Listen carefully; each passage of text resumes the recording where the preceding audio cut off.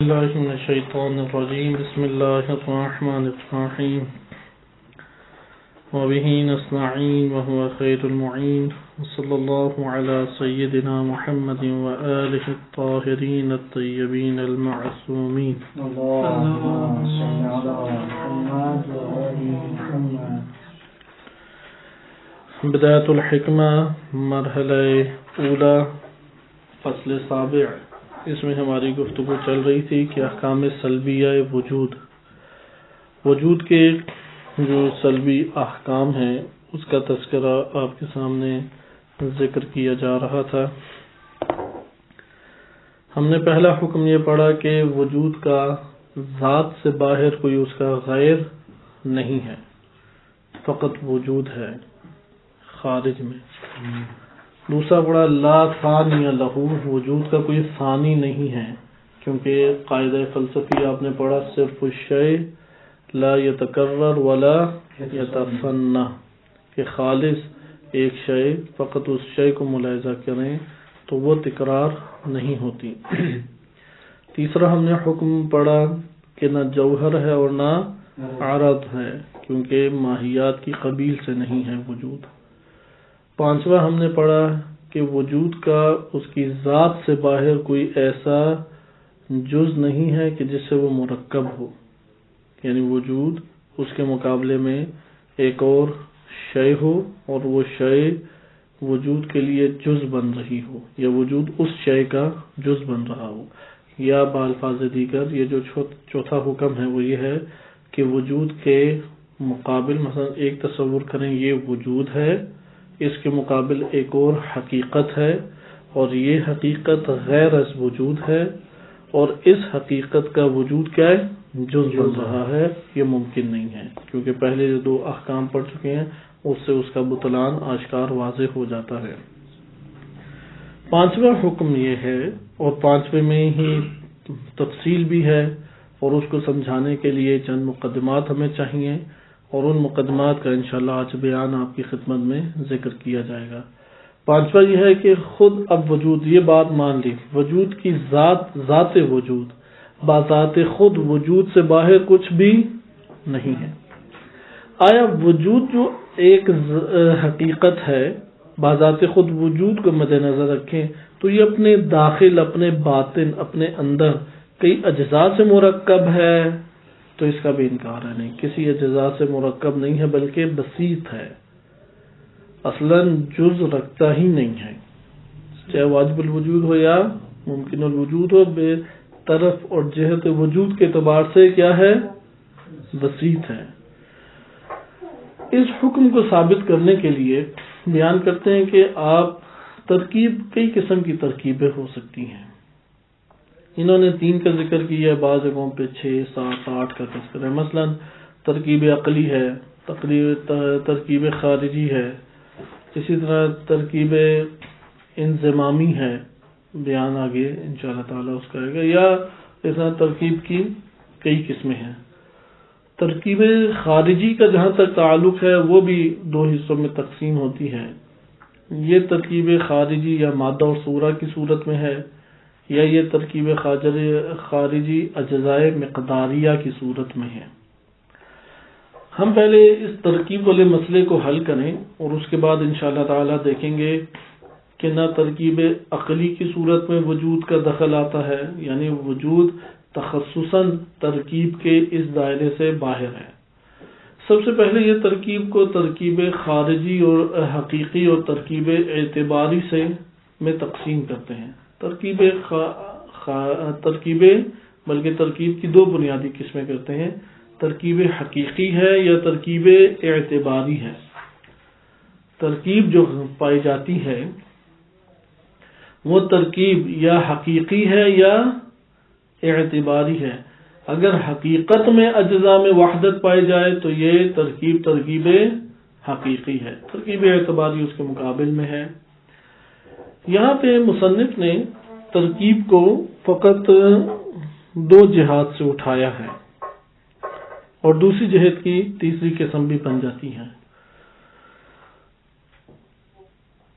یا ہمارے پاس ترکیب عقلی و ذہنی ہے یا ترکیب خارجی ہے. ایک شے مرکب کس سے ہوتی ہے؟ اپنے اجزاء سے ہوتی ہے. اس لیے جز کا تصور ہو تو کئی اجزاء سے مل کے وہ مرکب بنتا ہے، اور اس کی وضاحت انشاءاللہ اجسام میں آئے گی، کیونکہ ترکیب کہاں پہ ملحوظ ہے؟ یہ اجسام میں ملحوظ ہے. ہم کتاب کے مطابق آگے طریقے سے چلتے ہیں جیسا کہ کتاب میں بیان ہوا ہے. پانچواں حکم کیا ہے؟ یعنی پانچواں حکم سلبی کیا ہے؟ نہیں، چھٹا ہے وہ. پانچواں تو یہ ہے کہ خود وجود کے اجزاء نہیں، وجود کے داخل میں، باطن میں حقیقت وجود اجزاء سے مرکب نہیں ہے، یعنی اپنے ذات کے بھی اجزاء نہیں ہیں. یہ تو دعویٰ ہو گیا. بس حکم سلبی کے طور پہ ہم جان لیا کہ وجود اپنی ذات اور اپنے داخل میں بھی کسی جز سے مرکب نہیں ہے. سوال اس کے اوپر دلیل کیا ہے؟ وہ دلیل جب بیان کرنا چاہیے یا بعض اشکالات بیان کرنا چاہے تو اس میں یہ تفصیل ہمارے پاس آ گئی کہ جز یا تو عقلی ہوتا ہے یا خارجی ہوتا ہے. جز یا عقلی ہوگا یا خارجی ہوگا، اور یہ جو اجزاء کا آپس میں ترکیب پانا یا حقیقی ہے یا اعتباری ہے. صحیح. بقیہ جو تقسیمیں ترکیبی کی آتی ہیں وہ یا حقیقی کی قسمیں یا اعتباری کی قسمیں. بنیادی طور پہ ترکیب یا اجزاء میں حقیقتاً ترکیب پائی جاتی ہے اور ان کے اندر ایک وحدت اور یگانگت پیدا ہو رہی ہے. ترکیب حقیقی ہے یا اعتباری ہے. آئے اب ہم دیکھتے ہیں ہمارا دعویٰ کیا ہے کہ وجود اصلاً داخل وجود و حقیقت وجود میں اصلاً اجزاء اس کے ہیں ہی نہیں کہ ترکیب پائی جائے، یعنی ترکیب متصور نہیں ہے وجود میں. داخل وجود و ذات وجود و حقیقت وجود میں ترکیب ممکن نہیں ہے کہ کئی اجزاء سے مل کے وہ ایک حقیقت وجود بن رہی ہو. ایسا ممکن نہیں ہے. یہ دعویٰ ہے. اس دعوے کو ثابت کرنے آتے ہیں، کہتے ہیں کہ جو ترکیب ہے وہ اجزاء سے ہوتی ہے، یا اجزاء خارجی ہیں یا اجزاء عقلی ہیں. اجزاء بس کتنے حصوں میں تقسیم ہو گئے؟ 2. یعنی جن اجزاء سے ترکیب پیدا ہوگی وہ اجزاء یا خارجی ہیں یا عقلی ہیں. ان دو کے علاوہ ہمارے پاس صورت نہیں بن رہی. یا اجزاء خارجی ہیں یا اجزاء عقلی ہیں. آئے اجزاء عقلیہ پہ. اجزاء عقلیہ کون کون سے ہیں؟ نوع ہے، جنس ہے، فصل ہے. اور یہ ہم پیچھے بیان پڑھ چکے ہیں کہ نوع، جنس، فصل کیسے بنے گی. انسان مشاہدہ کرتا ہے کائنات کا، مثلا ہم نے کتاب ہے، انسان ہے، افراد ہیں. آپ جب ان کا حواس خمسہ سے مشاہدہ کرتے ہیں تو حواس خمسہ جو صورت ہمارے حوالے کرتی ہے وہ مفہوم جزئی کی صورت میں ہوتی ہے اور کلی بننے کی صلاحیت لیے ہوئے ہوتی ہے. یہ ہمارے پاس مثلا ہم نے کئی قسم کی نوع اقسام کی کتابیں دیکھی دنیا بھر میں. کورس کی بھی کتابیں تھیں ہماری، اسکول کی کتابیں، سائنس کی کتابیں، دینی کتابیں، کتاب در کتابیں ہم نے دیکھی. لیکن ہم نے جس کتاب کو بھی دیکھا وہ شخصی اپنی نوعی صورت میں ہمارے پاس آتی ہے، یعنی بے عنوان جزئی صورت میں ہمارے پاس آتی ہے. جب ہمارے پاس یہ آئی تو اب ہم نے اپنے نفس میں غور و فکر کیا ان افراد کے اوپر یہ جو ہمیں حاصل ہوئے ہیں، یا ان جزئی تصاویر اور مفاہیم کے اوپر جو ہمیں حاصل ہوئے ہیں. ہم نے تعقل کر کے ایک جامع مفہوم حاصل کیا جو ان سب کے سب افراد پر منطبق ہو رہے اور اس سے باہر بھی کئی افراد پر منطبق ہو رہا ہے. یہ جو ہم نے غور و فکر کر کے ایک مفہوم اخذ کیا ہے، یہ خارج میں جس کا ہم نے مشاہدہ کیا تھا اس میں پایا جائے گا یا نہیں پایا جائے گا؟ کیونکہ ہم نے خیالی طور پہ تھوڑی ایک جامع مفہوم اخذ کیا ہے. ہم نے تو ان میں نقطہ مشترک دیکھا ہے کہ کہاں پہ نقطہ مشترک ہے، اس کا نام ہم نے جنس رکھ دیا. یہ جو نقطہ مشترک ہے یہ تو سب کو لیے ہوئے ہے. صحیح. سب افراد جو ہمارے پاس کتب کی صورت میں تھے. میں یہ چاہتا ہوں کہ مجموعہ تفسیر الگ ہو جائے، مجموعہ حدیث الگ ہو جائے کتب کا، اچھا مجموعہ سائنس الگ ہو جائے، مجموعہ فلاں کتابیں الگ ہو جائیں. تو اب مجھ کو اس مجموعے کو لانے کے لیے جو جامع کتاب کا مفہوم میرے پاس تھا کہ جس مفہوم کے ذریعے سے ہر نوع کتاب کا کے اوپر انطباق اور تطبیق ہو رہی ہے، میں ایک اور ایسا مفہوم ایڈ کروں گا کہ جس کی وجہ سے پھر اس مفہوم کا اطلاق فقط و فقط مثلا تفسیر کے مجموعے کتب پہ ہو، ایسا ہو سکتا ہے یا نہیں؟ صرف ایسا مفہوم لے کے آؤں گا کہ اس کا اطلاق کس کے اوپر ہو رہا ہو، فقط تفسیر، پھر ایک اور لاؤں گا فقط حدیث کے اوپر۔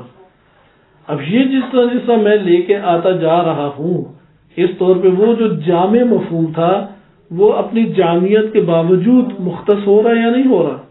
اس کو ہم نے کہہ دیا مختص ہونے والے کو فصل۔ یہ اس جامع مفہوم کو تقسیم در تقسیم کر رہا ہے یا نہیں؟ تقسیم در، یہ عقل ہے۔ لیکن یہ تقسیم اور یہ جو ہم نے جامع مفہوم مد نظر رکھا مشترک ان میں ہے، یہ خارج میں بھی اس طرح سے ہے یا نہیں؟ یا نہیں ہے خارج میں اس طرح؟ خارج میں بھی موجود ہے اس طرح سے، لیکن خارج میں اس زبان کے ساتھ نہیں ہے۔ صحیح؟ بس اس لیے ہم جو نو جنس فصل قرار دیتے ہیں وہ ماہیت کی حقیقت کو آشکار کرتا ہے۔ صحیح ہے؟ اس جگہ پہ یہ بیان کرتے ہیں کہ اجزاء یا عقلی ہیں، عقلی اجزاء ہی ہیں نو جنس فصل، یا اجزاء خارجی ہیں۔ خارجی اجزاء کیا بنے گی؟ اسی کو جب آپ خارج میں تطبیق کریں گے تو ہمارے سامنے چند چیزیں آتی ہیں، اسی کو خارج میں تطبیق کریں گے۔ بس آپ نے انسان کی مثال لے لیں، انسان پیدا ہوتا ہے بچہ، وہ اپنے والدین کو دیکھتا ہے، کوئی آس پاس مثلا ہسپتال کے عملے کو دیکھا، تب سے اس کے حواس خمسہ افراد کو دیکھ دیکھ کے ہر فرد کا ایک تصور اس کے ذہن میں محفوظ کرتے جا رہے ہیں۔ اب اس نے ان انسانوں کے اوپر غور کیا، شرقاً غرباً، ایشیائی، افریقی اور غربی، سب کے تصورات اس کے ذہن میں موجود ہیں۔ ان میں جب اس نے غور و فکر کیا تو ایک جامع مفہوم اٹھایا کہ سب جو ہیں وہ حیوانی خصائل تو رکھتے ہیں، کھاتے پیتے سوتے جاگتے اور کنبہ بناتے ہیں، قربتیں خاندانی اور قبائلی ان میں پائی جاتی ہیں۔ اس نے ایک کیا مفہوم اٹھا لیا؟ حیوانیت۔ یہ منطق کی مثال ہے، جیسے اسے ہم ادھر معارف کی جہت سے نہیں دیکھنا، یہ منطقی مثالیں سمجھانے کے لیے آپ نے ایک مفہوم اخذ کر لیا اپنے نفس میں غور و فکر کر کے، اور عقلی پیمانے پہ اسے جامع طور پہ لیا۔ اب آپ چاہ رہے ہیں کہ یہ جو مفہوم ہے اس میں تو بہت سارے آ جاتے ہیں حیوانات۔ صحیح؟ میں ایسا کون سا مفہوم پیش کروں کہ یہ حیوانیت یہ فقط انسان کے ساتھ مختص ہو جائے، یعنی وہ حصہ۔ اس کے لیے آپ فصل لے کے آتے ہیں، بالفرض ناطقیت، غور و فکر کرنے والا۔ یہ جو آپ نے اب اس کو جامع طور پہ جو مفہوم اخذ کیا تھا اس کے ساتھ ان دوسرے مفہوم کا ارتباط دیا، تو اس کے نتیجے میں جو حصہ معین ہوگا اس کا نام ہم نے کیا رکھ دیا؟ نوع رکھ دیا۔ یہ ہے اجزائے عقلیہ۔ جنس کو کہا جاتا ہے کہ ایک مبہم شے ہے، مبہم مفہوم ہے، وہ مفہوم جو کہ مبہم ہے، خد و خال اپنے رکھتا ہے لیکن کیا ہے؟ مبہم۔ اس کو ابہام کے دائرے سے نکالتا کون ہے؟ آ کے فصل۔ لہذا فصل آ کے مقسم بھی ہے اور اس کے لیے محصل بھی ہے، اسے حاصل بھی کر کے مقوم، معذرت، فصل اس کے لیے مقوم نہیں ہے، فصل اس کے لیے محصل بھی ہے۔ ہاں، یہ اشتباہاً مقوم کہا ہے، مقوم نہیں ہے، کیونکہ جنس فصل کے ذریعے سے تو تشکیل نہیں پا رہی نا، بلکہ اس کی اپنی ذاتیات ہے۔ جنس، یہ جسے ہم نے جنس کہا ہے، ایک مفہوم مبہم، شیء مبہم ہے۔ اس کو فصل آ کے معین کرتی ہے، جس حصے کو معین کرتی ہے وہ محصل بن رہا ہے یا نہیں؟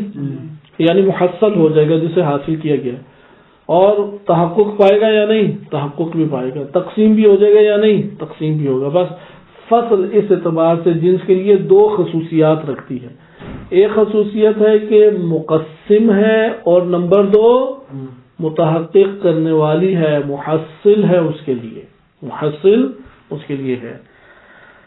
یہ تو ہمارے لیے فصل ہے۔ فصل کیا مقوم بھی ہو سکتی ہے جنس کے لیے؟ کہتے ہیں نہیں، نہ جنس فصل کے لیے مقوم ہے نہ فصل جنس کے لیے مقوم ہے، بالکل جدا جدا ہے۔ عرضی ہو سکتی ہے، جنس فصل کے لیے کیا ہے؟ عرضی عام ہے، لیکن فصل جنس کے لیے کیا ہے؟ عرضی خاص ہے۔ یہ تو ہمارا پچھلا درس ہو چکا ہے۔ اب ہم ادھر آئیں اور ادھر اجزائے عقلیہ کے عنوان سے دیکھیں۔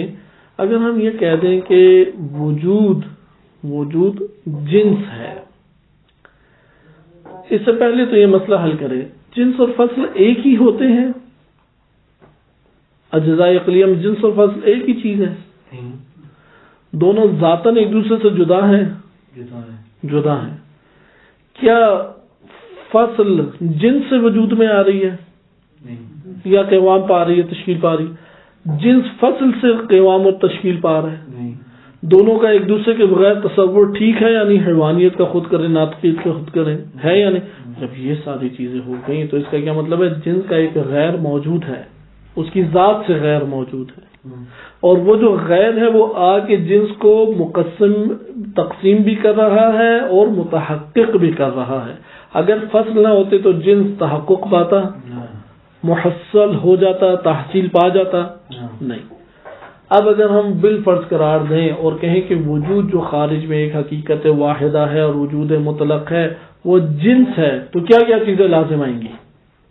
نمبر ایک، یہ جو حقیقت واحدہ ہے اس میں تعین کس کے ذریعے سے آئے گی؟ اس کے غیر کے ذریعے سے آئے گی۔ غیر ہے کوئی اس کا؟ نہیں ہے۔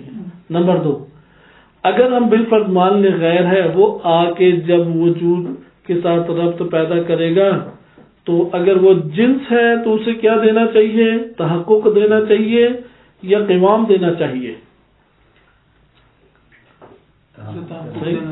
تحقق۔ پھر غیر آ کے تحقق دے گا، جبکہ ہم پیچھے ثابت کر چکے ہیں کہ وجود بذات خود متحقق ہے، بذات خود معین ہے۔ صحیح؟ اچھا، جنس جو ہے یہاں پہ وجود، اگر ہم یہ کہیں کہ بالفرض مان لیں کہ فصل ہی وجود ہے، فصل کیا ہے؟ وجود ہے، اور جنس بھی وجود ہے، فصل بھی وجود ہے، جنس بھی وجود۔ وجود نے وجود کو آ کے کیا دیا؟ تحقق دیا۔ تو سوال، وجود پھر قوام کیسے پایا تھا؟ تشکیل کیسے پایا تھا؟ بذات خود۔ تو یہاں پہ تو یہ بات آئے گی کہ فصل اگر وجود ہے تو پھر تو وہ اسے قوام بھی دینے والا ہے۔ صحیح ہے؟ قوام۔ اور یہ خلف ہوگا کہ آپ پہلے جو ایک فرض کر چکے ہیں وہ دوبارہ اس کے برخلاف فرض کریں کہ انہوں نے یہاں پہ بیان کیا، اور پچھلے درس میں بھی یہ بیان ہو چکا ہے کہ اگر تحصل الوجود فی ذات ہی ہے، تحصل وجود کا حصول بھی کیا، یعنی کتنے محظورات، چند کئی قسم کے محظورات لازم آتے ہیں۔ اگر آپ جنس قرار دیں وجود کو تو وجود اگر جنس قرار پا جائے بذات خود مشخص نہیں ہوگا، بذات خود نہیں ہے، تحصل اور تحقق نہیں ہے۔ اب تحصل اور تحقق اگر غیر اس کا دیں تو وہ غیر والی جانب تو غیر ہے ہی نہیں۔ اگر وجود آ کے دے تو وجود کے ذریعے سے وہ اگر تحصل پا رہا ہے تو ہم نے تو یہ کہا ہے کہ اس کے غیر آ کے اس کا وجود کو تحصل کا سبب، وہ تو بذات خود کیا ہے؟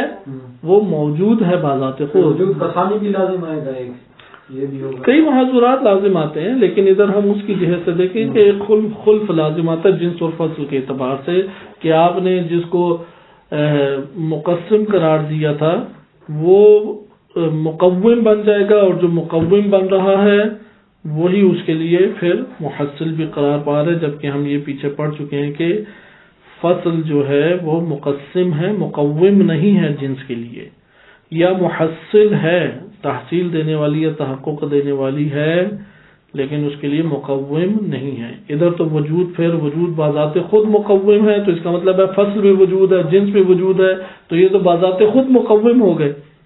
صحیح؟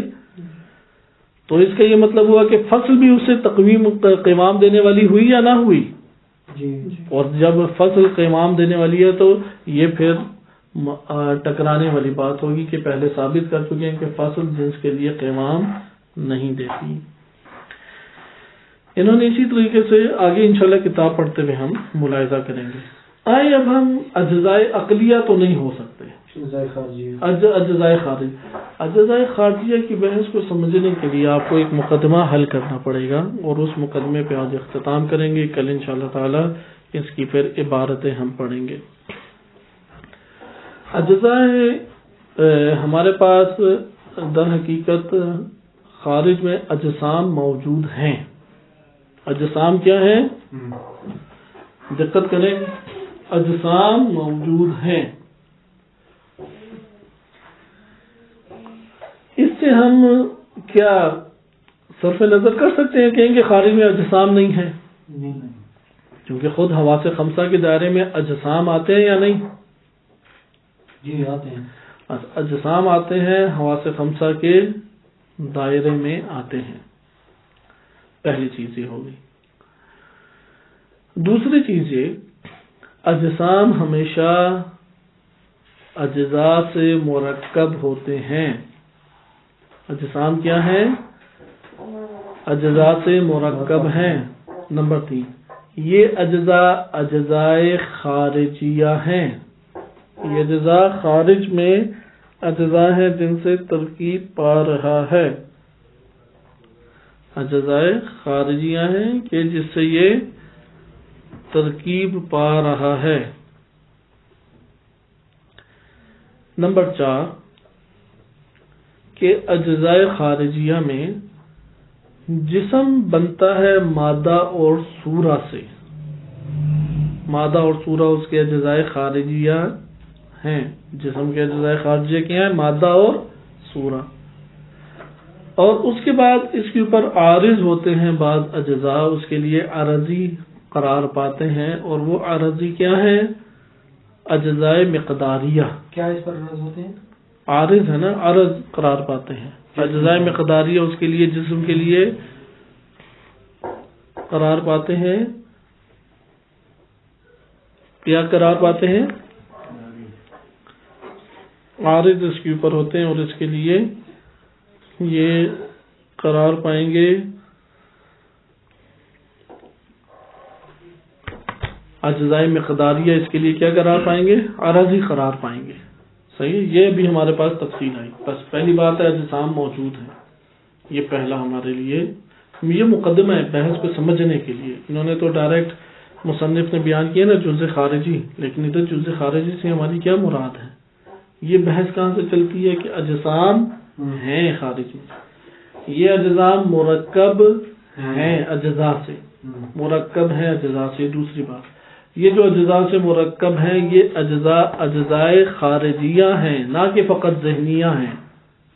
خارج میں بھی وہ اجزاء ہیں. نمبر 4 جو وہ اجزاء خارجیہ ہیں وہ ہیں مادہ اور صورہ اولین. اس مادہ اور صورہ سے کیا تشکیل پاتا ہے؟ جسم. تشکیل پا جائے تو یہ مادہ اور صورہ کے اوپر عارض کیا ہوتے ہیں؟ اجزاء مقداریہ. اجزاء مقداریہ کتنے ہیں؟ 3 ہیں. خط ہے، سطح اور حجم ہے. حجم کو جس میں تعلیمی کہتے ہیں. اب آئے دوسرے. یہ پہلے مرحلے کی آپ کے پاس خاکہ تھا. واضح ہوا یہ خاکہ جو ابھی میں نے کھینچا. دوبارہ میں یہ مقدمے سارے ثابت ہیں، بدیہی ہیں جو ہم نے. بدیہی ہمارے لیے ہم نے خود کرنے ہیں پڑھ پڑھ کے. پڑھے بغیر تو بدیہی ہمارے لیے وضاحت نہیں ہوگی نا.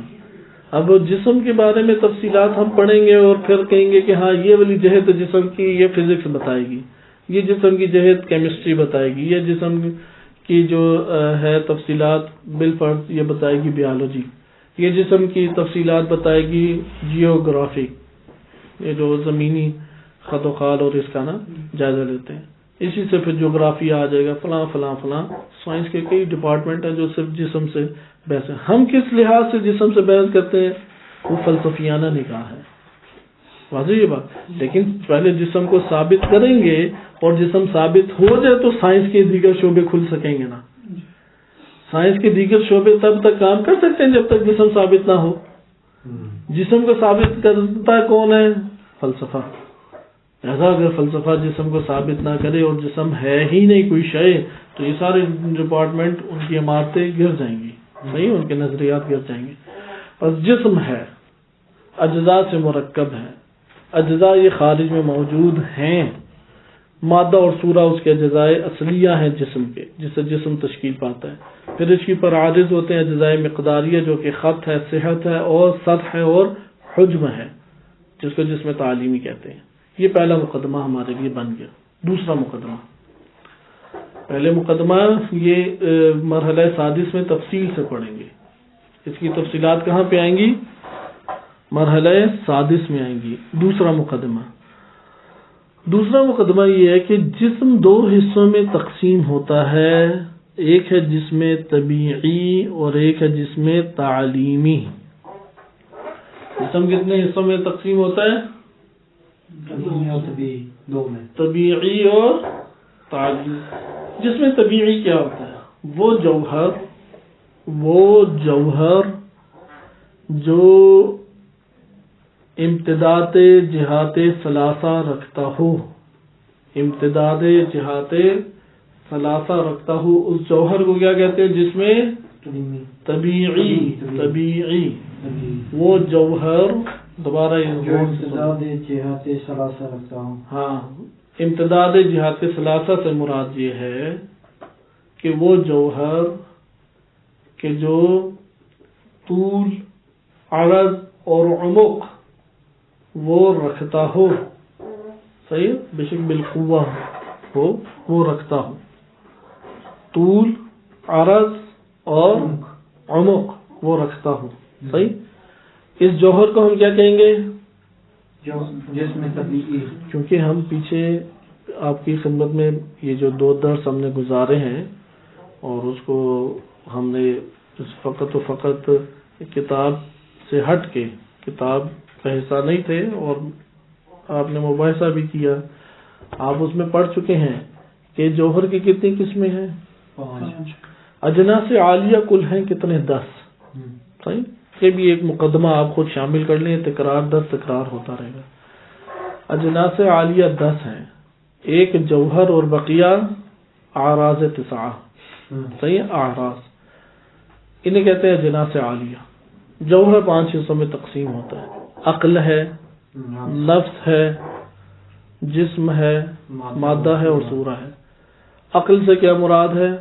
وہ جوہر جو مجرد عن المادہ ہو، ذاتاً و فعلاً۔ اس کو اسلامی دینی معارف میں کیا کہا جاتا ہے؟ ملائکہ، فرشتہ، کیونکہ عقل مشترک لفظی ہے نا۔ عقل سے کبھی مراد ہوتا ہے ادراک حصولی، نہ کہ ادراک، فلسفہ میں ادراک حضوری کو عقل نہیں کہتے، فلسفے میں ادراک حضوری کو، علم حضوری کو عقل نہیں کہتے۔ علم حصولی جو حسی، خیالی، واہمی اور عقلی میں تقسیم ہوتا ہے، ادھر عقل سے مراد ہے کلیات کا ادراک، صحیح ہے۔ یہ جو ادراک کی کلیات ہے علم حصولی کی صورت میں، اس کو عقل سے تعبیر کیا جائے۔ دوسری فلسفے کی اصطلاح ہے، فلسفے کی ایک اصطلاح ہے جوہر میں۔ جوہر میں عقل کسے کہتے ہیں؟ جو مادے سے ذاتاً و فعلاً مجرد ہو، صحیح۔ ایک دوسری قسم نفس ہے۔ نفس کسے کہتے ہیں؟ المجرد عن المادہ ذاتاً لا فعلاً، لا فعلاً۔ 3 جو مادہ اور صورہ سے، جسم کسے کہتے ہیں؟ جہات ثلاثہ، جو 3 جہات میں پھیلاؤ رکھتا ہو یا 3 جہات رکھتا ہو۔ 3 جہات یعنی عمق، اور یہ طول، عرض یعنی طول یعنی لینتھ، عرض یعنی وڈتھ، اور عمق یعنی ڈیپتھ۔ یہ 3 چیزیں رکھتے ہیں۔ یہ آپ نیٹ پہ لکھیں گے، بڑا خوبصورت سائنسی طور پہ سامنے آ جاتا ہے، ٹھیک۔ اسے کیا کہتے ہیں؟ جسم۔ اب یہاں پہ یہ ایک اور بات آ کے کر رہے ہیں، یہ جو آپ نے جسم کہا ہے، تو ہم جسم کی تعریف کیا کر رہے ہیں؟ وہ جوہر کہ جو طول، عرض اور عمق یعنی لینتھ، وڈتھ اور ڈیپتھ رکھتا ہو، اس جوہر کو کیا کہتے ہیں؟ جسم۔ بس ایک جوہر وہ ہوتا ہے کہ اصلاً مادہ ہی نہیں اس میں پایا جاتا، کچھ یہ کہ طول، عرض اور عمق اس میں ہو، یہ چیزیں پائی نہیں جاتی، اسے کہتے ہیں فرشتہ۔ ذاتاً و فعلاً مجرد عن المادہ ہے۔ نفس ذاتاً تو مجرد عن المادہ ہے، نفس میں کوئی ایسا طول، عرض اور عمق نہیں ہوتا، ٹھیک، لیکن فعلاً اس کا ربط ایک ایسی شے سے جو یعنی جسم سے ہے، ٹھیک۔ جسم کسے کہتے ہیں؟ ایسا جوہر ہے۔ جسم کیا ہے؟ جوہر۔ جسم جوہر ہے، لیکن اس کے اندر طول، لینتھ بھی پائی جاتی ہے، عرض، وڈتھ بھی پائی جاتی ہے، اور ڈیپتھ یعنی عمق بھی پایا جاتا ہے۔ یہ ہمارے لیے ہو گیا دوسرا مقدمہ کہ جسم کی اپنے تعریف ایک حد تک ملاحظہ کی، ایک حد تک انشاءاللہ آگے اس کی تفصیلات آئیں گی۔ سوال مادہ کسے کہتے ہیں؟ استعداد محض. ابھی مادے کے اوپر پہنچتے ہیں بعد میں. جس میں تعلیمی کو بھی ابھی آ رہے ہیں جس میں تعلیمی ہے. تیسرا مقدمہ ہمارے پاس ہو گیا. بس پہلا مقدمہ تو ایک آپ کے سامنے بیان کیا، جسم کا ہونا، اجزاء سے مرکب ہونا، ان اجزاء کا مادہ و صورہ ہونا، اور پھر اجزاء مقداریہ کو اس کی پر عارض ہونا. دوسرا مقدمہ ہمارے پاس ہو گیا کہ ہم نے عقل ہے، نفس ہے اور جسم کی تعریفیں پڑھی، اور پتہ لگا کہ جسم سے مراد کے جسم ایک ہے جوہر. یہ بار بار میں اس لیے تاکید کر رہا ہوں، جب جسم آئے تو ذہن میں کیا ہے؟ جوہر فوراً، جو 3 حصوں میں تقسیم. تیسرا مقدمہ یہ ہے کہ جسم 2 حصوں میں تقسیم ہوتا ہے فلسفے کی نگاہ میں. ایک ہے جسم طبیعی اور ایک ہے جسم تعلیمی. ایک ہے جسم طبیعی اور دوسرا ہے جسم تعلیمی. جسم طبیعی اس سے مراد یہ ہے کہ وہ جسم طبیعی سے مراد ہے وہ جوہر جو لینتھ، وڈتھ اور ڈیپتھ یعنی طول، عرض اور عمق میں پھیلا ہوا ہو، تینوں رکھتا ہو. ٹھیک ہے، اس کو کیا کہتے ہیں؟ جسم طبیعی. جسم تعلیمی کسے کہتے ہیں؟ جسم تعلیمی اعراض 9 میں سے کم کی کم، صحیح ہے، کم کی اقسام میں سے ہے. نوٹ کریں، جسم تعلیمی اعراض میں سے، اس کا مطلب جوہر میں سے ہے ہی نہیں. کوئی ہم سے پوچھے جسم طبیعی اور جسم تعلیمی میں بنیادی فرق کیا ہے، فوراً کیا جواب دے سکتے ہیں؟ وہ جوہر ہے، یہ وہ ہے، یہ جوہر ہے اور یہ اعراض میں سے. جسم طبیعی اس کا تعلق جواہر میں سے ہے، جوہر ہے، اور جسم تعلیمی کیا ہے؟ اعراض میں سے ہے. سوال، اعراض میں سے کس عرض سے تعلق ہے؟ کم سے. صحیح، انگلش والا نہیں نا، کمیت والا، اردو والا بھی کہہ سکتے ہیں. کم زیادہ، ہاں، پنجابی والا نہیں، اردو والا. صحیح نا، انگلش والا نہ پنجابی والا، کون سا؟ اردو والا بھی کم، کیونکہ وہ آیا ادھر سے ہی ہے، عربی سے ہی آیا. کم زیادہ مقدار سے تعلق رکھتا ہے نا. عربی میں مقدار کو شو کرنا ہو تو وہ کم کے ذریعے سے سوال کیا جاتا ہے، اسی سے کمیت پڑ جاتی ہے. صحیح، نام کیا پڑ گیا؟ کمیت. کم کن میں سے ہے؟ اعراض میں سے. اس کو تفصیل آپ کہاں پڑھیں گے؟ مرحلہ سادس میں. ساری چیزیں مرحلہ سادس میں پڑھیں گے، کیونکہ یہ مقدمہ ہی ایسا ہے. اجزائے خارجی جو انہوں نے بنایا ہے نا، انہوں نے اصل میں یہ ثابت کرنا ہے وجود نہ جسم ہے، نہ اجزائے جسم ہے، نہ اجزائے جسم میں جسم تعلیمی ہے، نہ جسم طبیعی ہے. آئے ابھی ہم جسم تعلیمی کو دیکھ رہے ہیں. جسم تعلیمی کیا ہو گیا؟ اعراض میں سے ہے. نمبر 2، اعراض میں سے بھی اب اعراض کتنے؟ 9 دریافت ہو چکے ہیں نا. کم ہے، کیف ہے، اضافہ ہے، جدا ہے، اس طرح سے انشاءاللہ آپ پڑھیں گے. کم کیا ہے یہاں پہ؟ اعراض میں سے ہے. کم 2 حصوں میں تقسیم ہوتا ہے. ایک ہے کم متصل، ایک ہے کم منفصل. یعنی وہ مقدار جو باہر نظر آ جائے منفصل طور پہ، جدا طور پہ مقدار پتہ لگ جائے. اس کی ایک ہی مثال ہے اور وہ ہے اعداد. عدد اعداد نہیں ہے، یہ کس کی مثال ہے؟ کم منفصل کی. کم متصل جو متصل ہو، صحیح، اجسام کے ساتھ کیا ہوتا ہے؟ متصل ہے وہ. یہ جو متصل ہے یہ 2 حصوں میں تقسیم ہوتا ہے. کم متصلہ کتنے حصوں میں تقسیم ہوتا ہے؟ 2. ایک ہے ثابت جسے کہتے ہیں قارن، کم متصلہ ثابت، یا جس کو کہتے ہیں کم متصلہ قرار سے ہے نا، قاف رے قارن. اور اس کے مقابلے میں ہے کم متصلہ غیر قار، یعنی غیر ثابت، یعنی کم مقدار ہے، متصل ہے لیکن ثابت نہیں ہے، قرار نہیں ہے، گزر جانے والا، ختم ہو جانے والا، قرار نہیں ہے. اس کی ایک ہی مثال ہے، وہ ہے زمان. زمان کیا ہے؟ یہ بحث ہے انشاءاللہ. زمان آیا، جوہر ہے، عرض ہے. عرض ہے، یہ مشاء کے نزدیک سارا بیان کیا جا رہا ہے. کہ ایک ہے کم متصلہ قار اور ایک ہے غیر قار. غیر قار جو مستقر نہیں ہے، ثابت نہیں ہے. اس کی مثال کیا ہے غیر قار کی؟ زمانہ گزر جاتا ہے نا. کم متصلہ ثابت، اس کی 3 قسمیں ہیں. ایک ہے خط، دوسرا ہے سطح، اور تیسرا ہے حجم. تیسرا کیا ہے؟ حجم ہے. حجم خط کہتے ہیں جو ایک جہت رکھتا ہو فقط. خط کسے کہتے ہیں؟ جو ایک جہت رکھتا ہو. سطح کسے کہتے ہیں؟ جو 2 جہات رکھتا ہو. سطح کسے کہتے ہیں؟ جو 2 ڈائمینشنل ہو.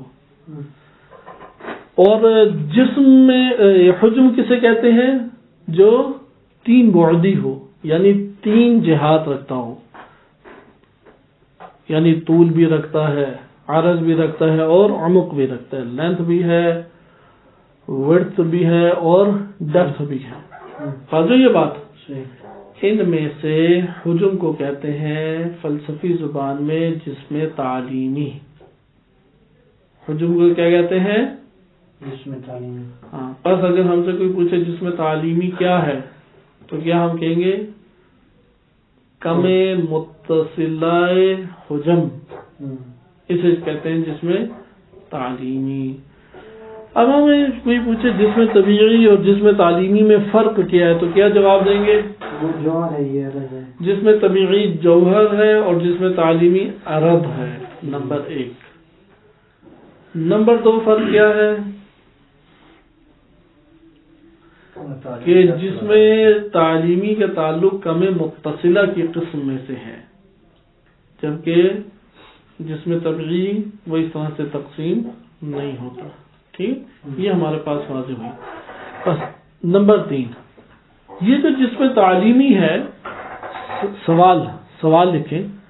جسم طبیعی بھی جہات 3 طول و عرض و عمق رکھتا ہے، اور جسم تعلیمی بھی طول و عرض اور عمق رکھتا ہے.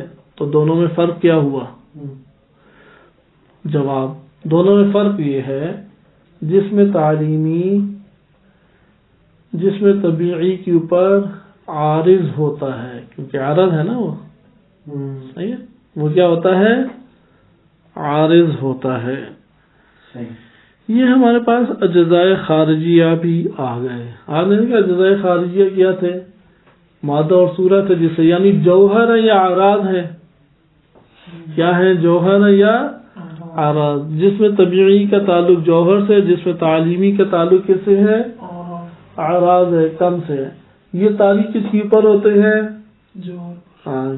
فی الموضوع ہونا چاہیے نا. اعراض ہوتے ہیں ماہیت اذا وجدت فی الخارج وجدت فی الموضوع.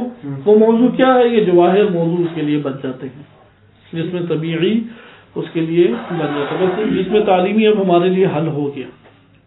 واضح یہ بات. جس میں تعلیمی اب ہمارے ادھر دعویٰ کیا ہے؟ ادھر دعویٰ یہ ہے، یہ تو آپ نے ثابت کر دیا کہ وجود کے اجزائے عقلیہ نہیں ہیں. حقیقت وجود جو خارج میں پائی جاتی ہے اس کے اجزائے خارجیہ بھی نہیں ہیں. یہ فرق ہے. یعنی کیا مطلب اجزائے خارجیہ نہیں ہے؟ یعنی نہ وجود جسم طبیعی ہے اور نہ وجود جسم تعلیمی ہے. نہ وجود مادہ اور صورت کی طرح مرکب ہے، اور نہ وجود مرکب ہونے کے بعد ان کے اوپر جو خط و سطح یعنی سے بودی طول و عرض اور ڈیپتھ آتی ہے، ان میں سے کچھ بھی نہیں رکھتا. وجود نہ طولانی ہے، نہ وہ چوڑائی رکھتا ہے، اور نہ ہی وہ کوئی ڈیپتھ رکھتا ہے. وجود بسیط ہے. اس سے کیسے استدلال قائم کریں گے؟ اس کا بیان انشاءاللہ کل پڑھیں گے، اور کل ہم مادہ اور صورہ کی بھی تعبیرات کو مختصر طور پہ دیکھیں گے جیسے آج ہم نے ملاحظہ کی. اور صلی اللہ علیہ سیدنا محمد وعلیہ الطاہرین.